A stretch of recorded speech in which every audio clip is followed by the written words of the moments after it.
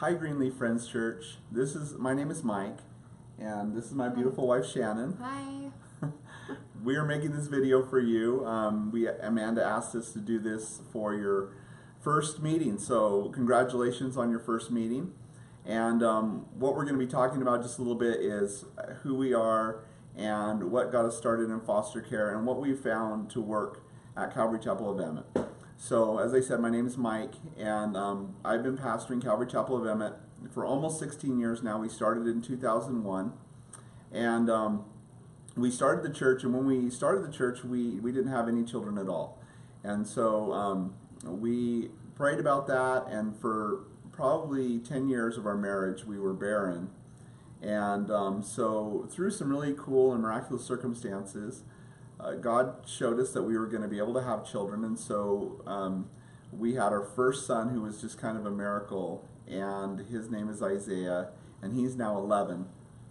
And then we have some other children that we've adopted and stuff since then. So basically what happened was we had our son Isaiah, and then another 5 years went by of barrenness. You know, we thought we would have more children. And we just started to get a heart for adoption. And the Lord kind of spoke to both of us at the same time that we were to adopt. And so we started out by looking at Wednesday's Child and put in for a sibling group at Wednesday's Child. But as we went through that process and went through New Beginnings for the adoption, things just didn't work out. And you know, it's kind of disheartening, but the training that we received and the things that we learned kind of started to give us a heart to do foster care. And so just getting a heart for families and getting a heart for, you know, what we could do, what we could accomplish as foster parents in terms not only of helping kids, but also ministering to families and sharing the gospel with people, not only caseworkers, but birth parents and kids. And so the ministry turned out to be something that it was kind of appealing to us that we could do that. And so starting into that, we took Pride training, went through that process, and got our first placement. Now our first placement was three cute little kids. We instantly fell in love with them, and that's when we learned about the pain of foster care, because not only was it very difficult to take these kids in who had one of them had extreme allergies, all of them had very difficult problems, you know, as far as just behaviors and development, and so we were kind of thrown into the frying pan, you know, just straight in and just trying to figure out, you know, how to do this. But what was beautiful about it is that already as a church we had people who were foster parents before us, and so right around that time we formed a support group for the foster parents and a support system around the foster parents. And I tell you what, I don't know how anybody could ever be a foster parent without that type of support group. I mean, it was amazing. When we got our placement, immediately we had a week's worth of meals. Immediately we had people, you know, who were asking us, what do you need? You know, what kind of clothes do you need? What kind of furniture do you need? And of course we needed beds, we needed car seats, we needed all these things.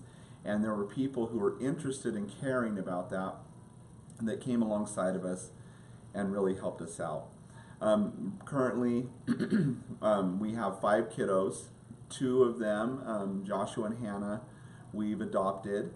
And then we have 2 other little boys that we're fostering, and we've been fostering them for almost a year and a half. Almost a year and a half this time, and one of the boys we had before for about a year. Mm-hmm. And so, you know, it's a difficult ministry, and it's very, very difficult when kids go home.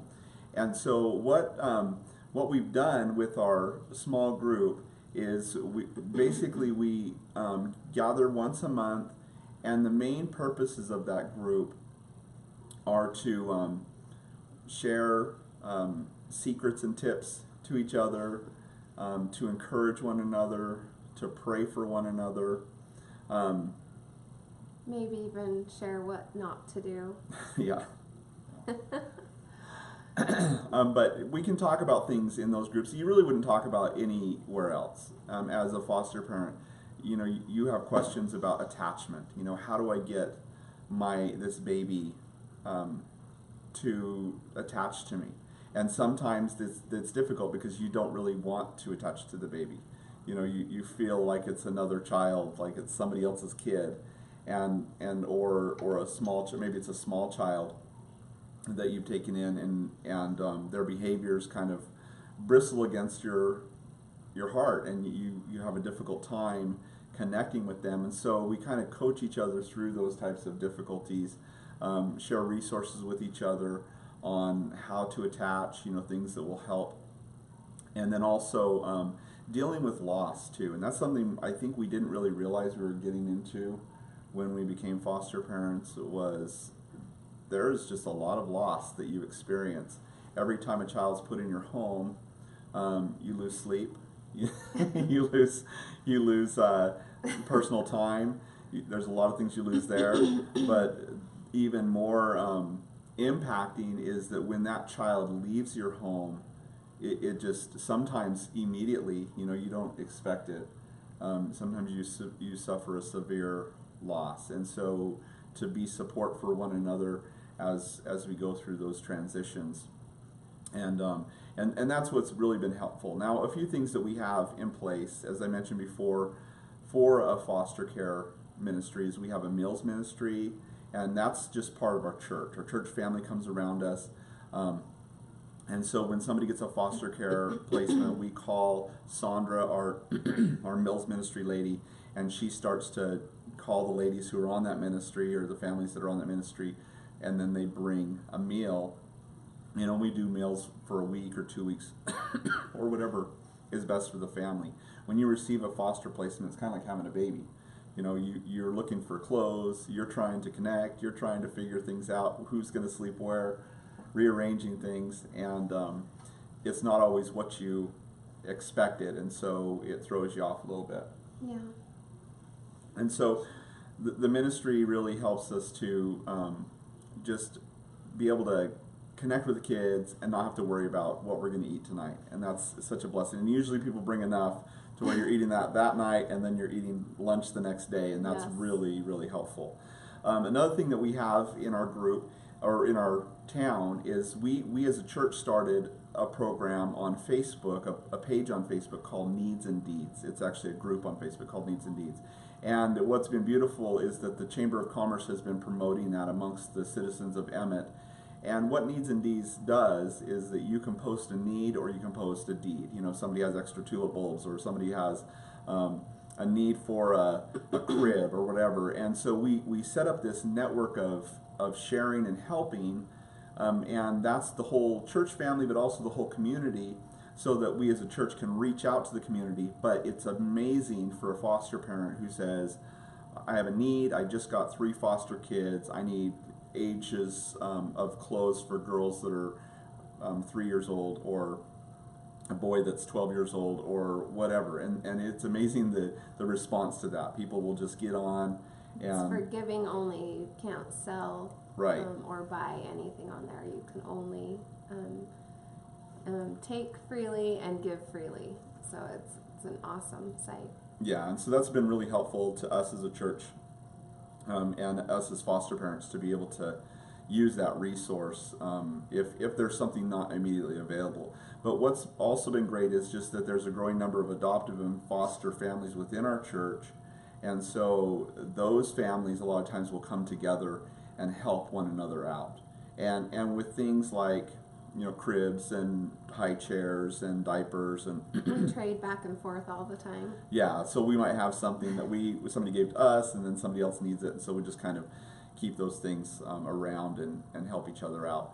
Eventually our goal is to get someone who has the time and opportunity to have like a big garage or a warehouse or something that they could start storing some of those items, maybe furniture and other things, so that we could store extra things in there, so that when we do have a new placement, we can actually just go to the warehouse and kind of like rent it out. But if it gets broken, we're not going to charge each other for it. But basically, if we end up using the item, great. And when we're done using it and we don't need it anymore, we can take it back to the warehouse, and hopefully it's still in good condition. But we understand as foster parents, things get broken a lot, and so we're hopefully, we'll take as good a care as we can of those items, but it's okay if it gets broken, because that's one thing we've definitely learned, is that where God guides, God provides. And He's definitely provided for us. Another aspect of having a church family supporting foster parents is that we can, within our church family, seek out people who are interested in babysitting. Now, this used to be more difficult because back in the day when we started fostering, you had to have a licensed respite provider. Nowadays, they allow you to leave your children, foster kids, with anyone you would trust with your own children. And so it's been really helpful, and that's a great resource, because there's a lot of grandmas in a church that want to take care of people's kids for them. And so basically what we've done is we've just let everybody know, hey, if you are interested in babysitting for a foster family, please sign up, please let us know. And we've had several, Shannon and I have a couple grandmas that, are not biological grandmas, but grandmas in the church that take care of our kids now and again. And that time for a foster family to just get out and have a break is so important. Yeah. And sometimes you just need to get away and be able to talk and and just be free from kids for an evening or something like that. So that's super important. On our website, www.ccemmett.org/foster, you can find our page, and what we've done there is kind of encapsulated everything as a church that we're doing as far as foster care and reaching out to foster children and families, as well as a form that people can fill out to sign up for babysitting, or sign up to be on the Meals Ministry, or sign up to help out or become a foster parent. And so as a church, we're constantly looking for more people who are interested in being foster families. We allow the Department of Health and Welfare to use our church as a place to do pride trainings, which they have, as well as informational meetings for people who might be interested in the community. And it's also become a great outreach, because being that our church is kind of the hub for foster care in Emmett, basically people who are foster parents in this community end up within our group, or they end up at our church for some sort of event.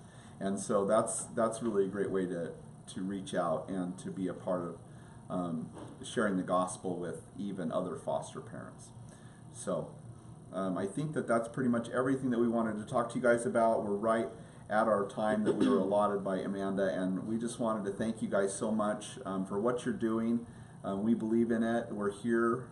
If you have any questions, need support, or just anything you guys need, we're here. So God bless you guys, and we're really praying for you as you start this group out and as you minister to foster parents in your community. God bless you.